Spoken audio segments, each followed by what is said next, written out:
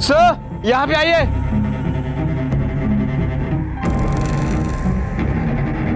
सुनीता,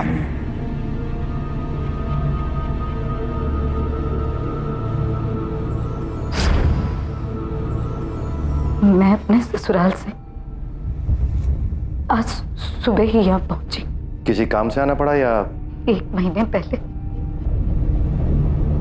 मेरे पति का देहांत हो गया, इसलिए मेरे ससुराल वालों ने बच्चों के साथ मुझे मायके भेज। आ जाओ आ जाओ। आ अभी। नमस्ते मामा जी। नमस्ते मामी जी। मामी नमस्ते। मंगल, सामान लो। लो ना सामान। आओ दीदी, आओ। बहुत थक गए होंगे ना? बाजू वाली खोली खाली करवाई है,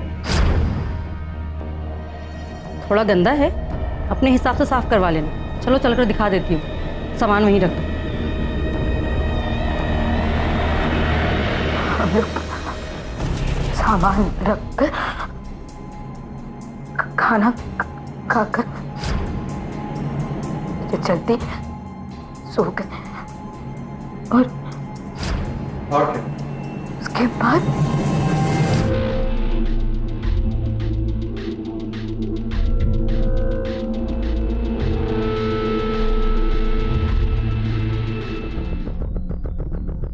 ये सब क्यों हुआ जानती हो? नहीं पता मुझे। उनमें से किसी को पहचान सकती हो? नहीं, चेहरा ढका हुआ था, लेकिन शायद आवाज मैं जानती हूँ। आवाज सुनी है, इसी गांव से है। क्या नाम है?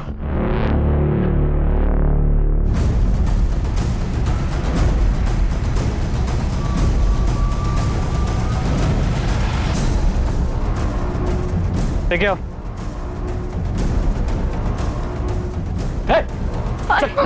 अरे साहब, चलो साहब, मुझे क्या लेके आया? चलो गाड़ी में। साहब ने क्या मुझे लेके आया? चल। साहब क्या हुआ साहब?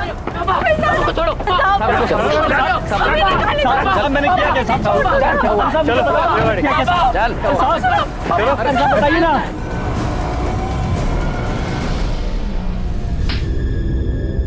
क्या? ये क्या कर रहे हो साहब आप? साहब मैंने सच में कुछ नहीं किया। कुछ नहीं किया? कुछ नहीं किया। तो कल रात 9 और 11 के बीच कहाँ थे तुम दोनों? साहब बंडिया के घर पर थे, सुनील भी वही था। हाँ साहब, हम लोग रोज जमा होते वहां पर, दारू शारू पीते, गप्पे शप्पे मारते, हम सब कल वहीं थे। हाँ साहब, आप चाहो तो उनसे जाके पूछ सकते हो। तो इतने लोगों में से धरा ने तुम्हारा ही नाम क्यों लिया? हमें नहीं पता साहब। मेरी तो धरा से कभी बात भी नहीं हुई जब से उसकी शादी हुई। पता नहीं अचानक वापस आकर वो ये सब क्यों कर रही है साहब। और हम लोगों को इससे क्या लेना था साहब? और हमने ना बात करने की कोशिश की, ना मिले उससे। पता नहीं धरा हमारे साथ ऐसा क्यों कर रहे हैं साहब। साहब ये कोई छोटी मोटी बात नहीं है, और अगर मुझे झूठ ही बोलना था और नाटक ही करना था तो ये सब मैं ऐसा कुछ क्यों करूंगी साहब? तो उसमें नया है क्या? ज्योति क्या बक रही हो? साहब छोटा मोटा झूठ तो सभी बोलते हैं, ये भी बोलती है, लेकिन मेरी बहन इतना बड़ा झूठ नहीं बोलेगी। आखिर घर की इज्जत, खुद की इज्जत। अभी हाँ साहब, अभी मेरा बेटा वो था कल रात मेरे साथ, उसे सब पता, वो बताएगा आपको, आप पूछिए अभी से। कहाँ है अभी? बुलाइए उसे। साहब वो तो पट्टी लगवाने गया है मेरे छोटे भाई के साथ, सरकारी अस्पताल। हमारा नाम अभी है ना? बताओ मुझे कल रात क्या हुआ था? अभी तुझे जो जो याद है बेटा सब बता दे इंस्पेक्टर साहब को। कल रात जब हम लोग सो रहे थे तो कुछ लोग अंदर आए और माँ को खींचने लगे। और कुछ देखा तुमने? जब उन लोगों ने मुझे मारा तो मैं बेहोश हो गया था। झूठ बोल रहे हैं अभी। मुझे जिंकी से बात करनी अकेले में। माँ झूठ बोल रही है? क्यों झूठ बोल रही है वो? क्योंकि वो हमेशा कोई ना कोई कहानी बनाकर रोती है, चीखती है, इसलिए तो दादी ने भी उन्हें घर से निकाल दिया। और मुझे और अभी को भी। दादी ने क्यों निकाला? मतलब ऐसा क्या हुआ था? क्योंकि चिंकी को भड़काया गया था मेरे खिलाफ, इसलिए वो मुझसे गुस्सा है। किसने भड़काया उसे? मेरे ससुराल वाले, खास करके मेरे पति के गुजर जाने के बाद से उन लोगों ने हम लोगों को घर से निकाल दिया। फिर हमें यहाँ आना पड़ा। चिंकी को अपना स्कूल, अपने दोस्त छोड़ने पड़े और इन सब का दोषी वो मुझे मानती है। आपको घर से निकाला क्यों गया था? क्योंकि मेरी अपनी एक सोच थी और उनके हिसाब से एक बहू को वो करना चाहिए जैसा वो कहती। चाहे उसके साथ कुछ गलत भी हो रहा है तो उसे सब सह लेना चाहिए। ऐसा क्या बुरा हुआ था आपके साथ? क्या हुआ था पता नहीं, लेकिन एक दिन एक बहुत बड़ा झगड़ा हुआ था। सब माँ को झूठी बोल रहे थे और गाँव वाले भी उसे बच्चन बोल रहे थे। क्या बोल रही है? कुछ पता है आपको? चिंकी बेटा, तुम 2 मिनट के लिए अंदर जाओ। बताइए क्या हुआ था? साहब 3 साल पहले धरा ने इल्जाम लगाया था, वो भी अपने ही देवर पर, बलात्कार की कोशिश का, पर कुछ भी साबित नहीं हुआ था साहब। इसीलिए सबको लगा कि वो झूठ बोल रही थी। साहब पता कीजिए धरा के साथ ये सब किसने किया। धरा को न्याय दिलाइए साहब।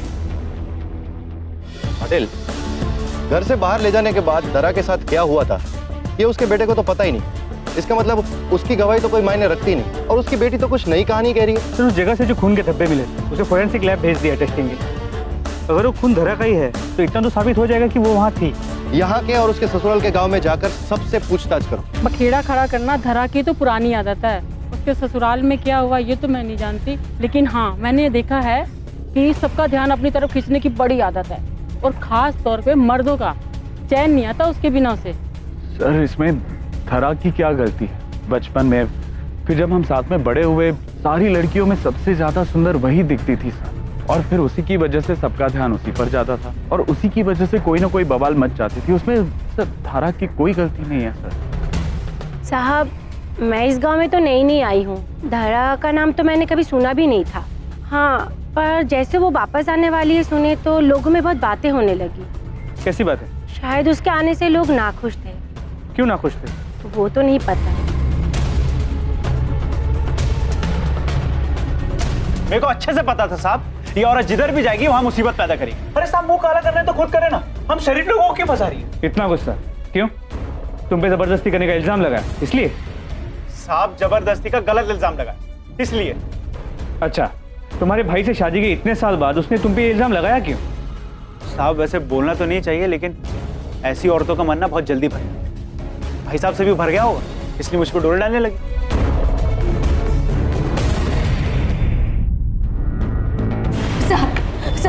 साहब मेरी बेटी चिंकी कहीं नहीं मिल रही है साहब। हर जगह ढूंढ मारा साहब। मुझे लग रहा है साहब कहीं उन लोगों ने मेरी बेटी के साथ। धरा शांत हो जाओ, ठीक से बताओ क्या हुआ है। मेरी बेटी अपनी मामी के यहाँ सोने गई, उसके बाद अजीत और सुनील वहाँ। ठीक है सुन ना बेटा, सुन तो मेरी बात तो सुन। नहीं मुझे नहीं सुनना है। चिंकी रुक जा, सुन ना। धरा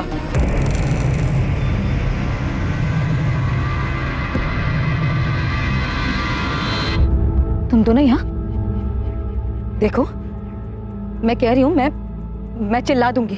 तुम ऐसा क्यों कर रहे हो धरा? देखो तारा, ये केस वापस ले लो। तुम्हारे एक कदम से हमारी जिंदगी बर्बाद हो गई, पूरे गांव में बदनामी हो गई हमारी। सोचो धरा, जो तुम्हारे साथ हुआ अगर वो तुम्हारी बेटी के साथ हो तो।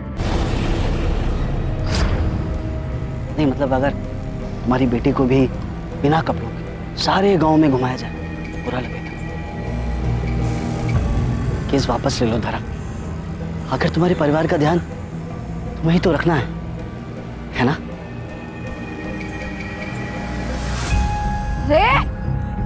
धमकी किसको देता है? हाँ? अगर मेरे बच्चों को हाथ भी लगाया ना, उसके बाद सुबह मैंने अभी से कहा कि वो चिंकी को लेकर स्कूल चले जाए, लेकिन अभी ने भी हर जगह ढूंढ लिया, वो उसे चिंकी कहीं नहीं मिली। मेरे बच्चे को ढूंढ लीजिए। क्या? पर चिंकी तो यहाँ आई ही नहीं। नहीं साहब, क्या बोल रहे हैं आप? हम उसके पास क्यों जाएंगे? और वैसे भी उसने हम लोगों का जीना हराम कर रखा है, हम तो उससे दूर ही रहते हैं। झूठ मत बोलना वरना ना सच उगलवाना हमें अच्छी तरह से आता है।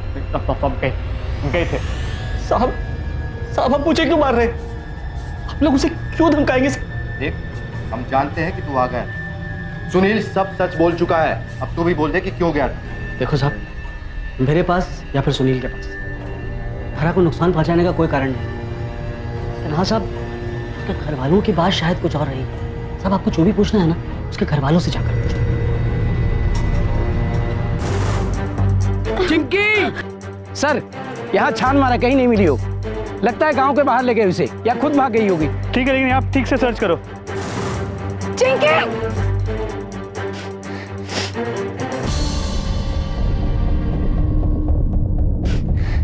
चांद,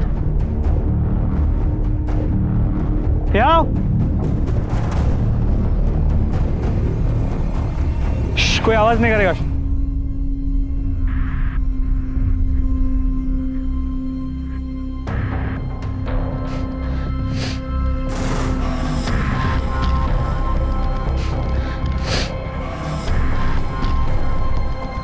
हवलदार,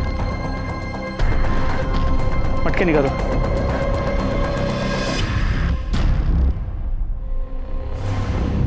चिंकी बेटा, बताओ किसने किया तुम्हारे साथ? तुम जानती हो उसे?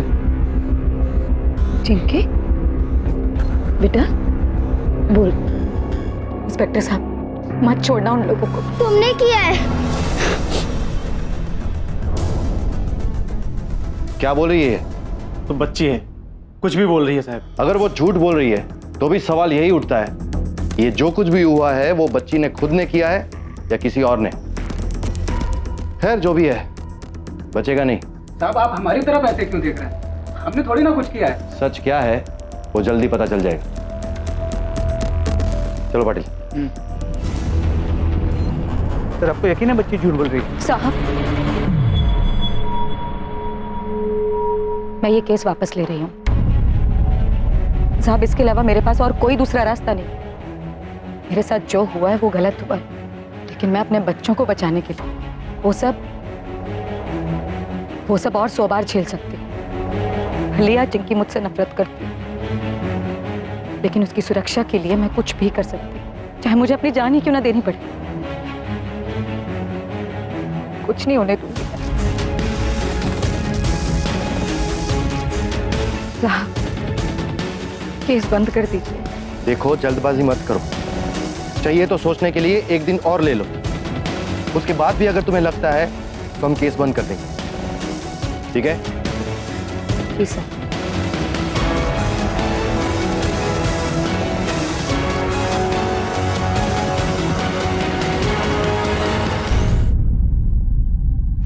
हाथों के कोई निशान नहीं, इसका मतलब उसे घसीट कर लाया गया है। धीरे धीरे मुझे भी लगने लगा है कि दरा सही बोल रही है। सर अगर वो सच बोल रही है तो उसकी मुश्किलें बहुत बढ़ने वाली। उसने हिम्मत करके रिपोर्ट तो लिखवाई है, अब ये गांव वाले उसका जीना हराम करें। देखिए, हमें पूरा यकीन कि अभी के साथ जिस किसी ने भी ये किया है, अभी जानता है उसे। और अगर वो चुप रहा, तुमने अपना केस वापस ले लिया, तो अपराधी से अपराध करने का लाइसेंस मानकर मनमानी करते रहे। माफ कीजिएगा साहब, ये तो चलता रहेगा साहब। इससे अच्छा है कि हम ही शांत हो जाएं, भूल जाएं। हो सकता है वो लोग भी शांत होकर बैठ जाएं। अपराधी सही गलत नहीं सोचेंगे, दबने वालों को दबाते रहेंगे। तुम्हारे साथ जो ये परेड करवाई गई, तुम्हें बिना कपड़ों के घुमाकर तुम्हें जलील किया गया, क्या कसूर था तुम्हारा?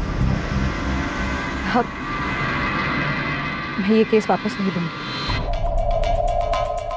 आप उन्हें पकड़िए, सजा दीजिए। और साहब, एक और आदमी था उन लोगों के साथ, मुझे पूरा विश्वास है। जिस दिन हम चिंकी को ढूंढ रहे थे, मैं ढूंढूंगी चिंकी, मैं ढूंढूंगी। तू ठीक तो है ना?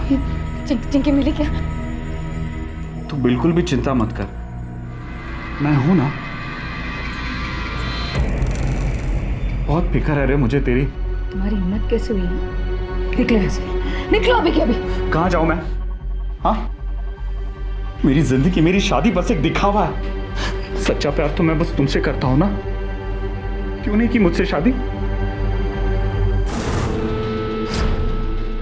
अगर मुझसे शादी कर लेती तो ये सब नहीं होता ना जो अभी हुआ है। हम दोनों चैन की जिंदगी जीते। तुम भी थे ना उस रात, जिस रात मेरे साथ? पागल हो गई है तू? हाँ, गांव वाले सही कहते हैं, पागल झूठी कहीं की। तब मुझे समझ में आया कि वो भी उन्हीं लोगों में थे। कौन? क्या नाम है उसका? प्रमोद देशमुख। सर, जैसे हमें लगा था बिल्कुल वैसे ही हुआ। इनमें से कोई भी मुंह नहीं खोल रहा। एक बार इनकी मोबाइल लोकेशन का पता चल जाए, सब साफ हो जाएगा, क्या सच है और कौन झूठ बोल रहा है। तब तक इस अजीत, सुनील, प्रमोद और परिवार के लोगों पर नजर रखो। जी सर। हाँ पवार, क्या?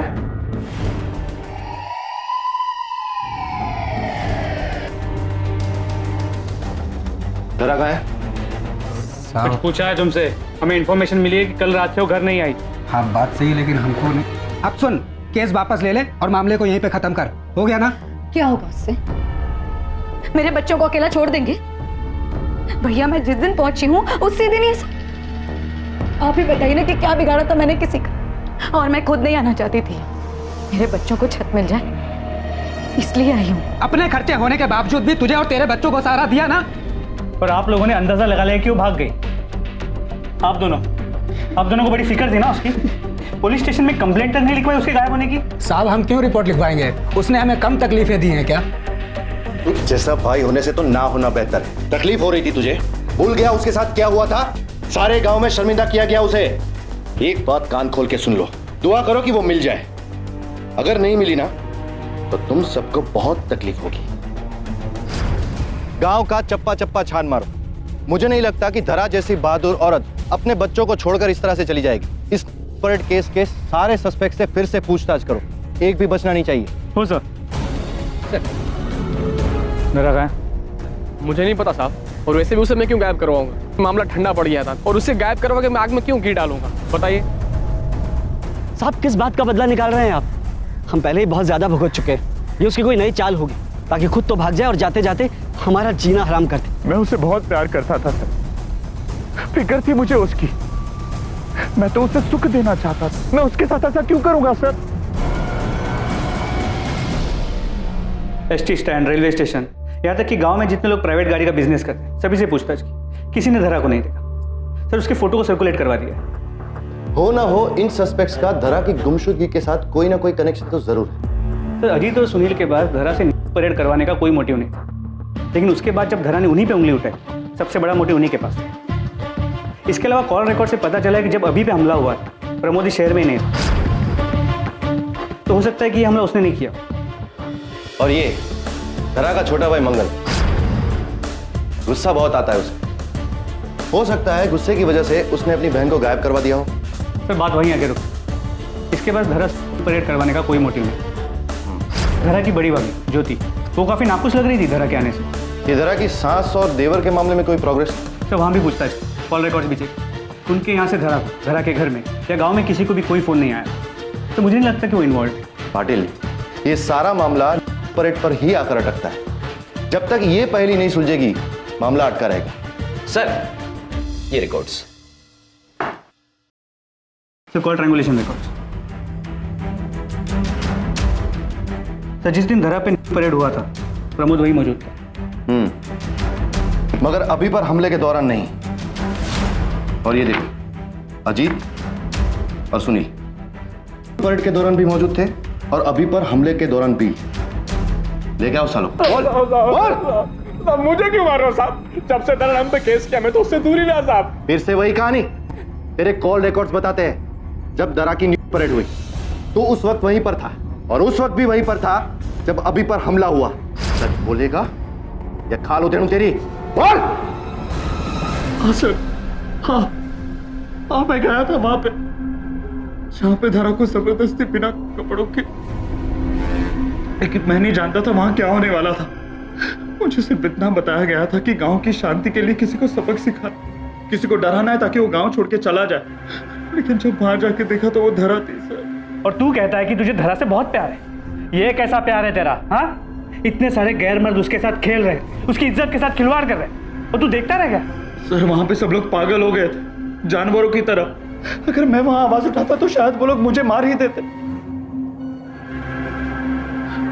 उस रात के बाद मैं एक पल भी नहीं सो पाया हूं सर। बहुत ही पछतावा हो रहा था मुझे।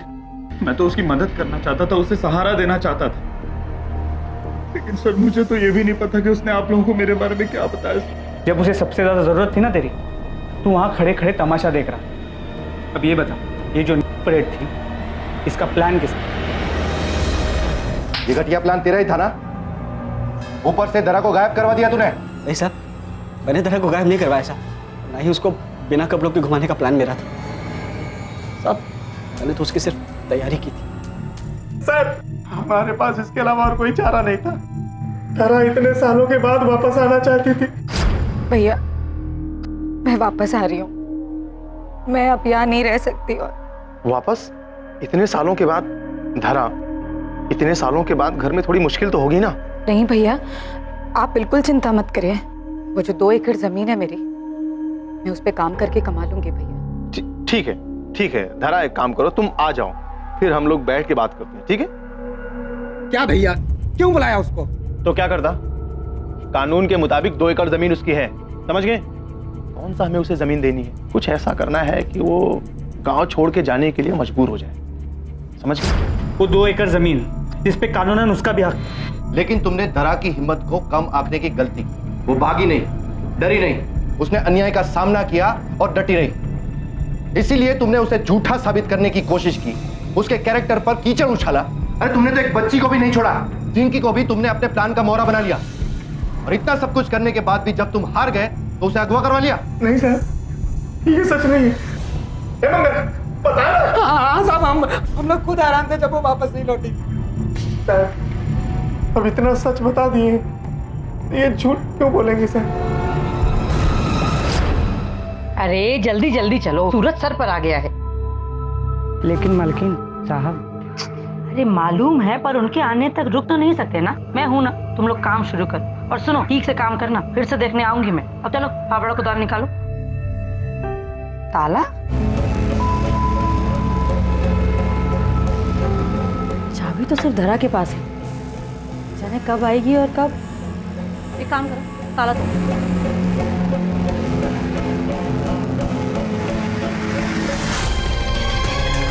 बॉडी को पोस्टमार्टम के लिए भेजें। Yes sir. सर, धरा की पोस्टमार्टम रिपोर्ट, मौत दम घुटने से हुई। गेहूं की बोरी से दम घुटा गया और इसके साथ भी हुआ है बुरी तरह। डीएनए रिपोर्ट में 2 से 3 सीमन सैंपल मिले। 2-3? एक काम करो, पूरे गांव के सभी मर्दों के डीएनए सैंपल से अरेंज करवाओ, ईच एंड एवरी मैन। जी sir. Sir, DNA report no match. क्या? ये कैसे? इसका मतलब चाबी किसी के पास तो है। कोई बाहर का आदमी नहीं। ऐसा करो पाटिल, पंचायत ऑफिस में जाओ और हर फैमिली में कितने मेल सदस्य हैं उन सब की एक लिस्ट बनाओ।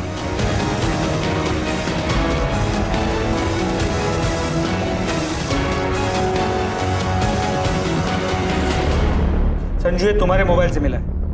कहां से आया तुम्हारे पास? रिपोर्ट्स, डीएनए रिपोर्ट्स है। तुम तीनों के सैंपल्स मैच करते हैं।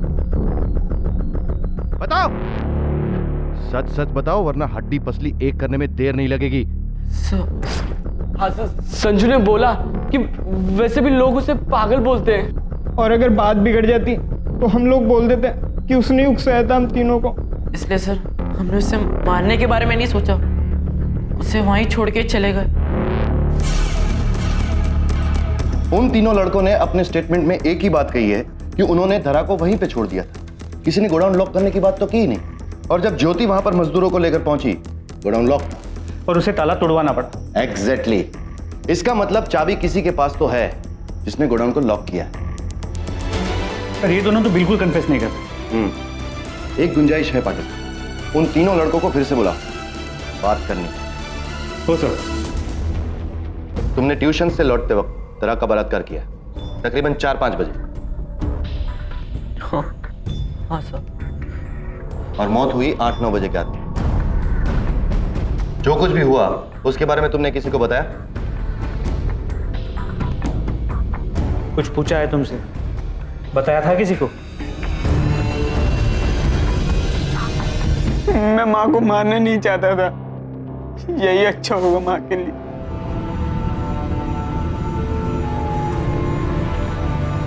अजीब दो मुआ समाज है हमारा, जो एक तरफ तो हक की लड़ाई का प्रचार करता है और दूसरी तरफ एक स्त्री का अपने हक के लिए आवाज उठाना बर्दाश्त नहीं कर पाता।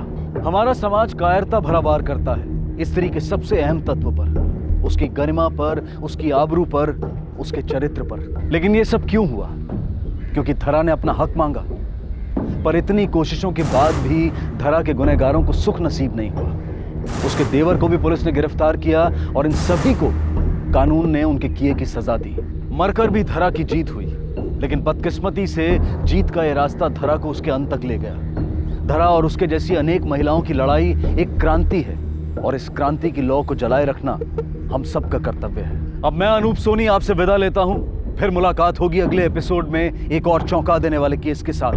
तब तक अपना और अपने परिवार का ख्याल रखें और देखते रहें क्राइम पेट्रोल डायल 100। सबक एक को सीख हम सबको। जय हिंद।